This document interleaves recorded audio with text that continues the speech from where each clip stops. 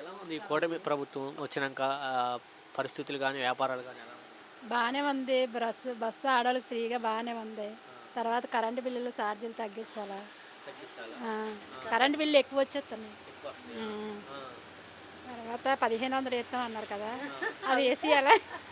తర్వాత వచ్చి రేట్లు కొంచెం అన్నిటి మీద ఎక్కువగా ఉన్నాయి, తగ్గించాలా. నిత్యావసర సరుకులు అండి. ఆ, అవునంతే. ఇప్పుడు చూస్తున్నారు కమ్మ ఇప్పుడు ఇక్కడ ఉన్నటువంటి స్టీల్ ప్లాంట్ ప్రైవేటీకరణ చేసేస్తాం అంటున్నారు. అలాగే ఎంప్లాయీస్ కూడా తగ్గించేస్తున్నారు. ఎలా అనిపిస్తుంది మీకు అసలు? వ్యాపారాలు ఏమన్నా ఉన్నాయా? వ్యాపారాలు లేవు, మరి వ్యాపారాలు లేవు మాకు.